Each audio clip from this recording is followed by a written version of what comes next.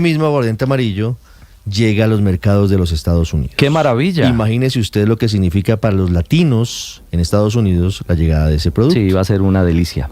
Que seguramente complementa o seguramente suple lo que absurdamente hoy está pasando en Cundinamarca y en Bogotá. Don Diego Angeligis es el gerente de la industria licorera de Caldas. Don Diego, buenos días. Ricardo, buenos días para ti, para la mesa de trabajo y todos los oyentes de Blue Radio. Mire, ¿cómo se logra la llegada del aguardiente amarillo a los mercados de Estados Unidos? Ricardo, se logra después de un proceso de más de un año de trabajo arduo por parte de todos los funcionarios de la industria licorera de Caldas. Después de ese largo año, tuvimos los permisos efectivamente por parte de la FDA para poder ingresar a los Estados Unidos, y el día martes 12 de marzo se marca un hito para nosotros y podemos hacer la primera exportación hacia la Florida. ¿Esa exportación ya se hizo o está en proceso de adelantarse en los próximos días, don Diego? No, esa exportación se hizo ya el día martes 12, en donde enviamos alrededor de 14.400 unidades de aguardiente amarillo de Manzanares a la 14.400 botellas.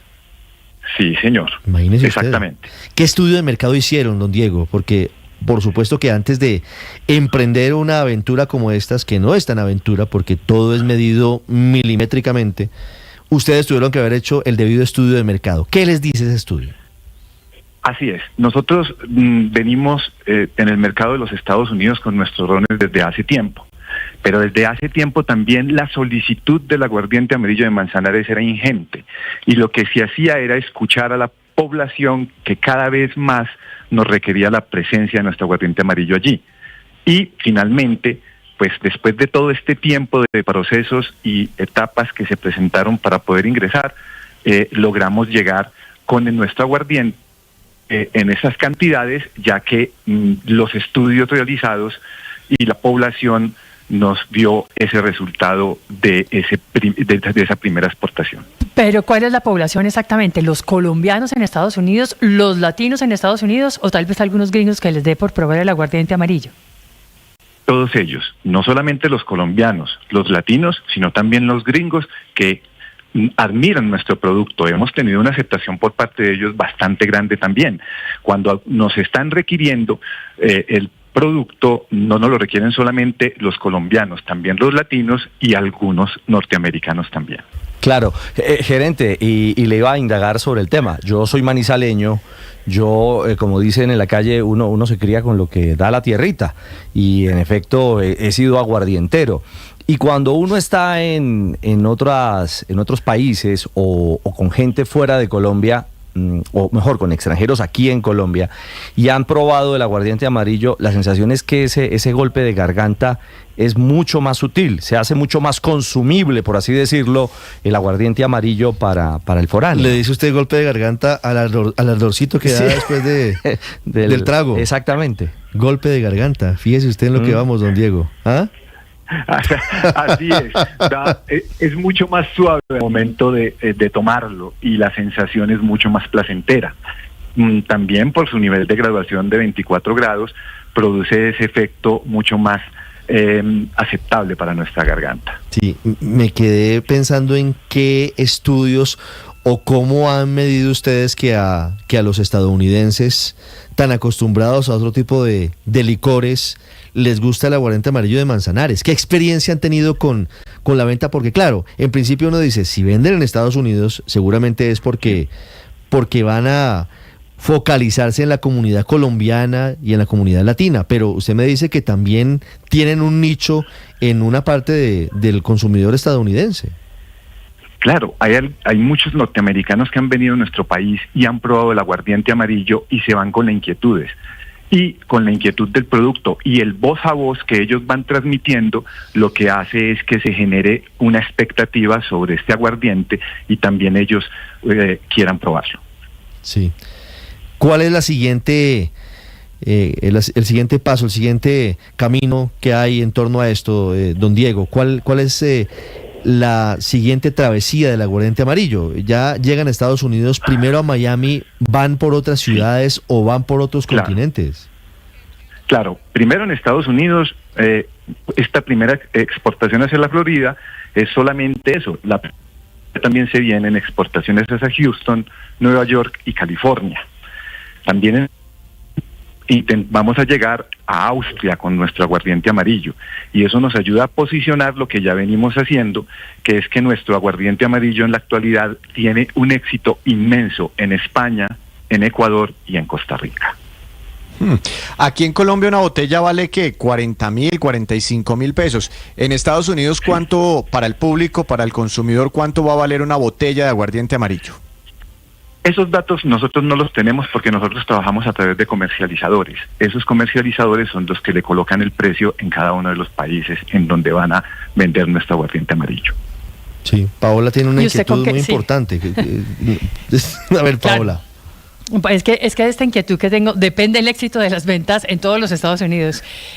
Doctor Quiseno, no. A ver, ¿con qué usted nos sugiere acompañar y le sugiere a ese mercado pues acompañar precisamente las ventas y el consumo del aguardiente amarillo? ¿Con qué lo consume usted? ¿Con chicharroncito? ¿Con mango? ¿Con limón y sal? ¿Con qué? Bueno, claro, lo que uno hace con el aguardiente amarillo, debe hacer el aguardiente amarillo y con todos los otros licores, pues es estar constantemente comiendo para que tenga más posibilidad de ingerir ese maravilloso trago. La realidad es que uno dice que el aguardiente amarillo, por su sabor, uno lo debe tomar solo y no hay necesidad de ningún tipo de acompañante, pero sí de comerse un pequeño chicharroncito, una pequeña carne con él. Ah, con chicharrón. Sí, o cualquier snack americano, eso combina bien. Eso sí, ojalá frío, una recomendación. El aguardiente. Sí. Uy, sí. Sí, cuando está refrigerado el sabor es mucho más. Está muy temprano para conocedores de esos antojos, solo para conocedores. 17 minutos. Don Diego Angeligis, gerente de la licorera de Caldas, muchas gracias y felicitaciones. En Estados Unidos pueden consumir el amarillo, en Bogotá no. Fíjese cómo hay que ir a Miami a comprarlo, imagínese. Fíjese Ricardo. usted, hay que ir a Miami y traerlo. Increíble. Gracias, don Diego. Muchísimas gracias a ustedes. Que tengan ¿es posible que regrese pronto el amarillo de Manzanares a Bogotá y Cundinamarca o cómo va esa situación? Siempre hemos estado prestos, estamos en conversaciones y ojalá pronto tengamos esas buenas noticias. Bueno, lo deja ahí, es posible. Nos cierra la puerta. Salud. Pendientes, 18. Gracias, don Diego. Que estén muy bien. Feliz día a todos.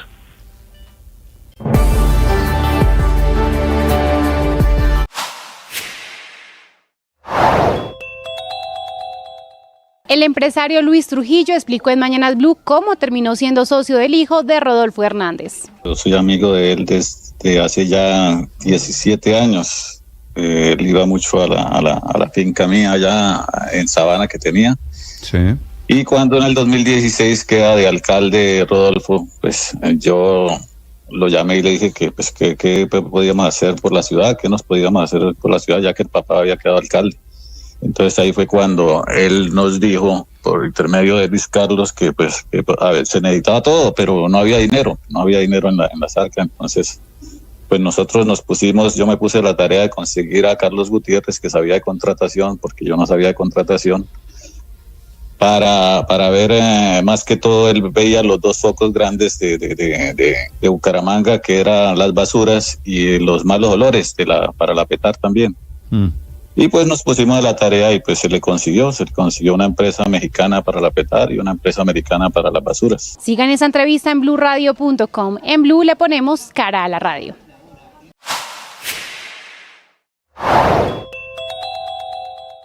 Con un no rotundo del alcalde de Bogotá, Carlos Fernando Galán, está terminando hoy la eterna pelea alrededor del metro de Bogotá.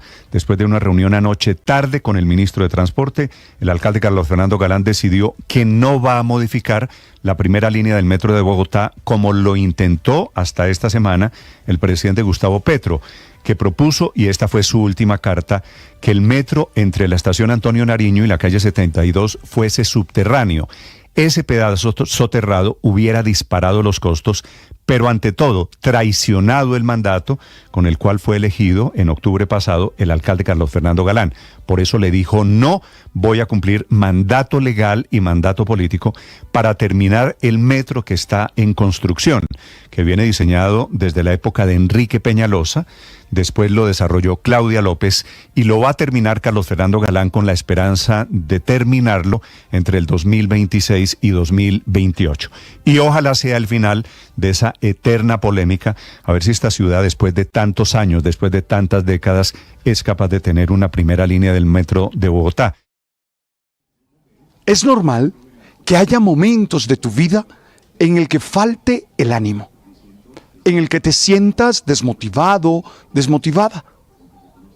Situaciones, dificultades, miedos, te llevan a no estar con esas fuerzas y con esas ganas que se requieren. ¿Qué hacer en esos momentos? Yo te invito a pensar en dos claves. La primera, es importante generar pensamientos optimistas en ese momento, visualizar realización de sueños, generar emociones de bienestar. En la medida en la que tú te sientes bien, ese ánimo vuelve, ese ánimo te impulsa. Y la segunda es disciplina. No dejes que tu vida caiga en la montaña rusa de nuestras emociones, de los impulsos emocionales. Cuando no tengas ánimo, haz lo que te corresponde hacer.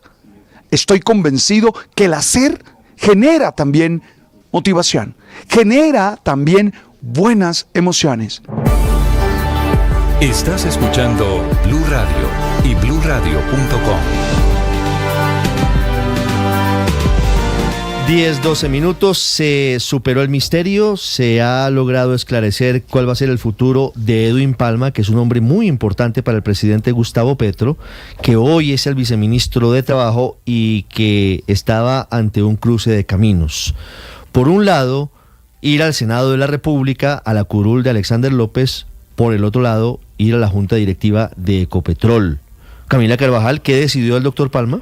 Pues parece, Ricardo, que lo segundo, que no va para el Congreso de Colombia. A través de una carta al presidente del Congreso, a Iván Name, es el propio viceministro de Trabajo de Edwin Palma el que le está confirmando al presidente del Congreso que no acata el llamado que además le había hecho por escrito hoy el secretario general del Senado, que le había pedido ocupar la curul que dejó Alexander López, que hoy está en Planeación Nacional y que, recuerde usted, era la curul de la lista cerrada del Pacto Histórico. Esa curul se había declarado nula la elección de Alexander López y por eso le correspondía al viceministro Palma ocuparla. Lo que dice esta carta de 2 páginas dirigida al presidente del Congreso es que muchas gracias, pero no, que tiene un compromiso con el presidente de la República desde que asumió el cargo de viceministro de Relaciones Laborales en el Ministerio del Trabajo y que además, como es de público conocimiento, lo han nombrado en Ecopetrol para que sea uno de los candidatos a la Junta Directiva y que por eso, como la elección se hará la próxima semana, él seguirá allí pendiente de lo que le convenga y le encargue el proyecto político del gobierno del presidente Gustavo Petro. Así las cosas, se descarta entonces que Edwin Palma vaya a ser congresista en Colombia. Estás escuchando Blue Radio. Muchos lidiamos con enfermedades mentales y con conflictos emocionales, y es muy difícil hablar de eso en voz alta.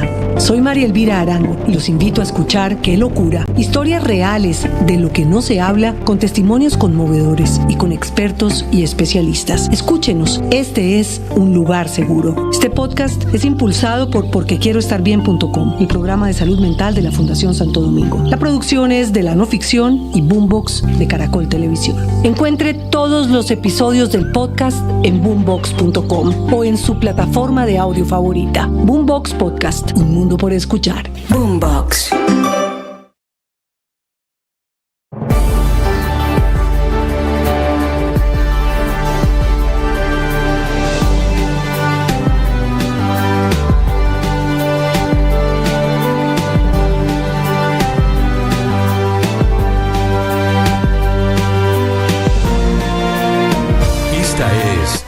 Radio, la alternativa.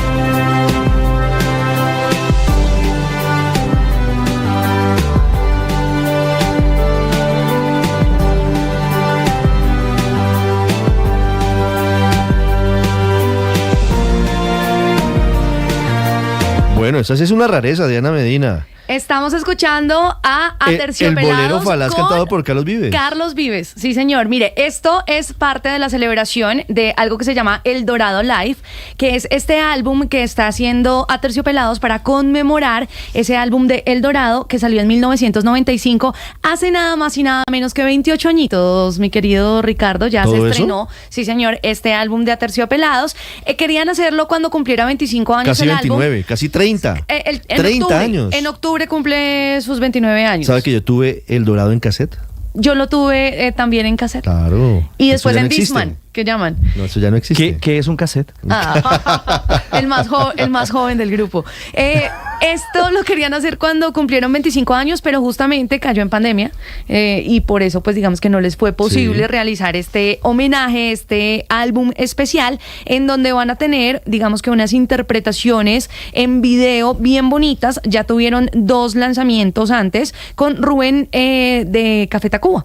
Entonces, Rubén Albarrán. Sí, señor, si usted quiere ver a Rubén Albarrán interpretando canciones como La Estaca, lo puede ver ya en el canal de YouTube y el álbum completo lo consigue en Spotify. No quería irme sin ponerle un pedacito de esa interpretación en este álbum que se llama El Dorado Live de Aterciopelados, y esta es la interpretación con Rubén Albarrán de Café Tacuba, La Estaca, canción muy bonita de Aterciopelados del 95. Dedicable, ¿no? Muy dedicable, sí, señor.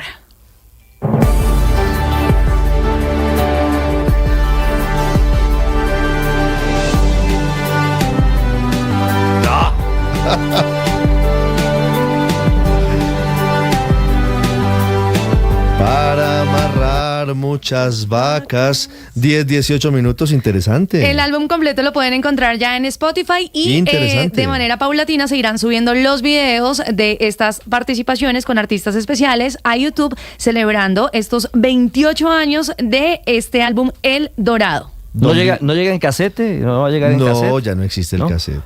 Existen los discos de acetato. Artículo que se rebobina con un lapicero. Artículo que se rebobina con un lapicero. Si usted consigue esto en cassette, le debe costar por lo menos 500,000 pesos, porque es una rareza. 10-18 minutos. Con la música que le gusta a usted, don Víctor, hablamos de la industria y el comercio que arrancaron el año cayendo, según el DANE. Sí, fueron 2 sectores de los más afectados por la desaceleración económica, Ricardo, el año pasado, la industria y el comercio, así como la construcción de vivienda. Ayer, por ejemplo, Camacol reportaba las cifras de vivienda para este año cayendo de nuevo, y esto mismo está ocurriendo también con la industria manufacturera y el comercio. El DANE está reportando que en enero de este año la producción real de la industria manufacturera presentó un decrecimiento, una contracción del 4,3%. Y de otro lado, las ventas reales de los comerciantes minoristas, las ventas del comercio, decrecieron un 3,9%. No levantan cabeza ni la industria, ni el comercio, ni la vivienda. Un tema complejo para los datos del crecimiento económico del primer trimestre de este año.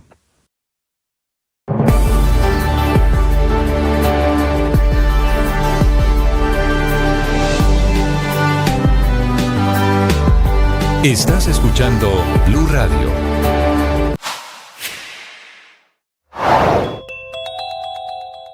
Sorteo para los cuartos de final de la Champions League. Aquí están los partidos con los 8 equipos semifinalistas. Bueno, pues estos partidos van a tener lugar los próximos 9 y 10 de abril, los partidos de ida y los partidos de vuelta 16 y 17 de abril. También hemos conocido las semifinales, pero vayamos por parte. Para estos cuartos de final, los cruces son los siguientes: Arsenal, Bayern de Múnich; Atlético de Madrid, Borussia Dortmund; Real Madrid, Manchester City; y el último, Paris Saint-Germain, Fútbol Club Barcelona. Sonidos de Colombia y el mundo en Blue Radio y bluradio.com, porque la verdad es de todos. Son las 10 de la mañana y 20 minutos. Actualizamos las noticias en Mañanas Blue. Sigue la polémica por las inspecciones de la Superintendencia de Industria y Comercio a la Registraduría, que considera que pudo haber abuso de autoridad por parte de algunos de los funcionarios. Se defiende esta mañana la superintendente Cielo Rusinque, muy cercana al presidente Gustavo Petro. Marcela Peña. Hoy 15 de marzo continúan las visitas de la Superintendencia de Industria y Comercio al interior de la Registraduría Nacional del Estado Civil en el marco, dice la superintendente Cielo Rusinque, de la investigación, de la averiguación que están haciendo por presuntos hechos que violan la libre competencia económica en relación con la contratación pública de esa entidad. La superintendente dice que está actuando en el marco de sus funciones y no por cuenta de lo que ha dicho públicamente el presidente Gustavo Petro. Ni en el caso de estas visitas que estamos adelantando en la actualidad, ni en ningún caso he recibido orden por parte del presidente de la República en cuanto a hacer o no hacer una investigación determinada. Hay que recordar que las visitas no solamente se han dado a la registraduría de la SIC, también ha estado en el Ministerio de Relaciones Exteriores y en las oficinas de Thomas Gregg & Sons, la compañía que en este caso tiene los contratos que están bajo sospecha. 10 de la mañana, 21 minutos, y vamos ahora al Consejo de Estado porque en segunda instancia este alto tribunal suspendió de manera provisional la elección de José Luis Bohórquez como alcalde del municipio de Duitama, en Boyacá. Juan Esteban Quintero. En la demanda se solicitó anular la elección del alcalde José Luis Bohórquez por doble militancia política, pues en época de campaña electoral invitó a los votantes para que apoyasen a los aspirantes al Consejo de Duitama que hacían parte del Partido Polo Democrático Alternativo, pese a que Colombia Humana, movimiento en el que militaba, tenía lista propia de candidatos en una coalición de la que no hizo parte aquella colectividad. La sala electoral explicó que del estudio de los elementos probatorios y que no fueron controvertidos por el demandado, resultaba posible advertir de manera preliminar que dentro del periodo de campaña electoral el señor José Luis Bohórquez adelantó actos positivos e inequívocos de apoyo a los aspirantes al Consejo. Por estos motivos, la sala revocó la decisión del Tribunal Administrativo de Boyacá, que se abstuvo de imponer la medida cautelar solicitada. Y vamos a Medellín, mucha atención. En un barrio del noroccidente de la capital antioqueña fue capturado alias La Firma, un ex policía señalado de pertenecer a la denominada oficina y al parecer responsable de envío de hasta 3 toneladas de cocaína mensuales a los Estados Unidos. Noticia importante, Héctor Avis, Santa María. Pues en Lodoban, como Gian Fernando Espinosa Lopera, alias La Firma, fue identificado este hombre que en las últimas horas fue capturado en medio de un operativo adelantado por la Dijín en el barrio Pilarica de la comuna de Robledo. La Firma fue sorprendido con otro hombre conocido como La Mula y quien al parecer sería su escolta. Se desempeñó como policía de la Dijín y prestó sus servicios a la Policía Metropolitana del Valle de Aburrá, pero tras su retiro se vinculó con la organización 12 de octubre, donde generó una estrecha relación con su cabecilla Carlos Mauricio Soto, alias Soto, y a su vez se ganó la confianza alias Sebastián, líder de la denominada La Oficina y extraditado a los Estados Unidos en octubre de 2023. Está implicado en temas de extorsión, sicariato, pero sobre todo narcotráfico, con el envío de drogas a Estados Unidos. Ya son 35 los denominados narcos invisibles que ha capturado la policía en los últimos meses. Es Lodoban. Y más de 500 kilos de marihuana escondidos entre costales usados fueron incautados por la Policía Nacional en vías del departamento del Quindío. La información a esta hora, Nelson Murillo. En un puesto de control de la Policía de Carreteras en el sector Los Pinos, 2 personas fueron capturadas cuando transportaban en un camión más de media tonelada de marihuana entre costales usados. A través de un comunicado, la policía en el Quindío confirmó que los capturados están siendo procesados por el delito de tráfico, fabricación y porte de estupefacientes. También se confirmó que después de una audiencia, un juez de control de garantías determinó medida de aseguramiento intramural para los implicados. Además, el camión que fue incautado para cometer el delito quedó vinculado al proceso judicial. De acuerdo con la policía, en lo que va de 2024, 2.976 kilos de estupefacientes han sido incautados por la Policía de Tránsito en el Quindío en controles viales. Y después de un incendio forestal en la vereda Guaduas del municipio de San Cayetano, esto en norte de Santander, apicultores reportaron la muerte de millones de abejas de sus apiarios. Fabián Silva. Son más de 20 hectáreas quemadas las que hasta el momento reporta el Cuerpo de Bomberos Voluntarios de la ciudad de Cúcuta, que atendió la situación presentada allí en la vereda Guaduas del municipio de San Cayetano, área metropolitana de Cúcuta. Una de las pérdidas más irreparables la reporta Giovanni Álvarez, quien es el presidente de la Junta de Acción Comunal de esta vereda y uno de los apicultores que están en la zona, quien señala que son millones de abejas que perdieron la vida tras esta conflagración. Como 80 colmenas se me quemaron. Millones de abejas. Una colmena de las mías tiene aproximadamente 50.000 abejas. En la jornada de hoy, los voluntarios y el Cuerpo de Bomberos de Cúcuta continúan apagando los focos de fuego que aún quedan en la zona. Estás escuchando Blue Radio.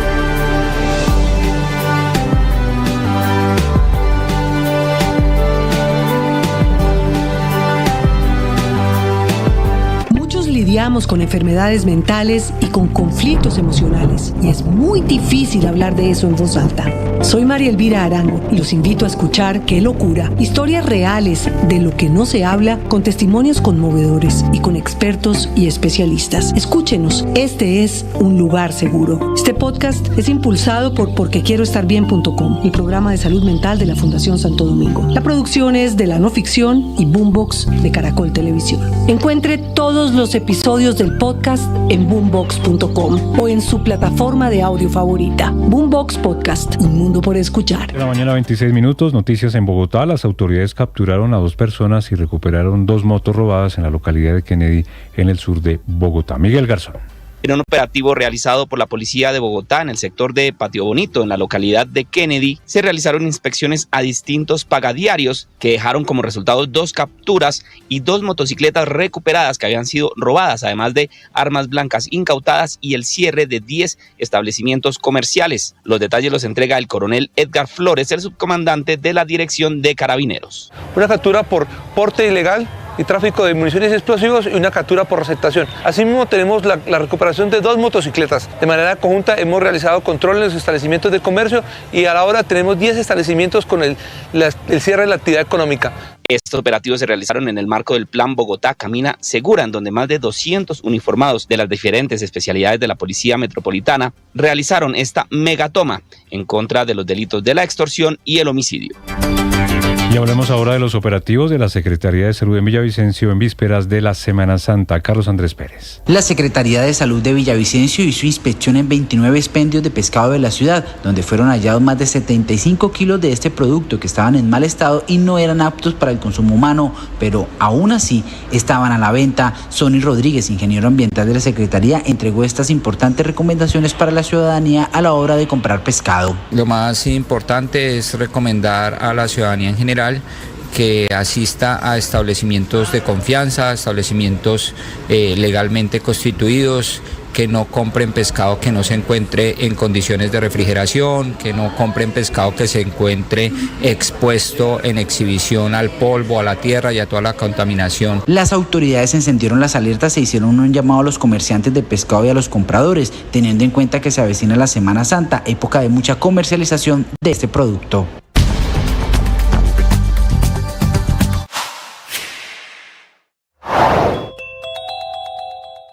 El año pasado, el gobierno del presidente Petro celebró con bombos y platillos la ley 2302 del 2023, especialmente el artículo 5º que rompía con años de tradición y que permitía llamar Fuerza Aeroespacial Colombiana a la muy querida Fuerza Aérea Colombiana. La decisión de la Corte Constitucional dejó sin efecto esa modificación con la que el gobierno buscaba reflejar la evolución del país y la posibilidad de ampliar sus horizontes al sector espacial. Lo que determinó la Corte en este caso fue darle la razón a 3 jóvenes abogados que demandaron esa ley con el argumento de que no se tuvieron en cuenta los procedimientos de la Constitución y que el propio Congreso había expedido una ley ordinaria y no un acto legislativo. Y para decirlo de otra manera, si el gobierno quiere insistir en el cambio de nombre, tendrá que modificar la Constitución, porque fue allí donde se le dio el nombre de Fuerza Aérea, que es el nombre original al que ni siquiera con el bautizo de aeroespacial pudieron arrancar de la memoria de los colombianos que no se acostumbraron al cambio a pesar de los gastos, a pesar del esfuerzo.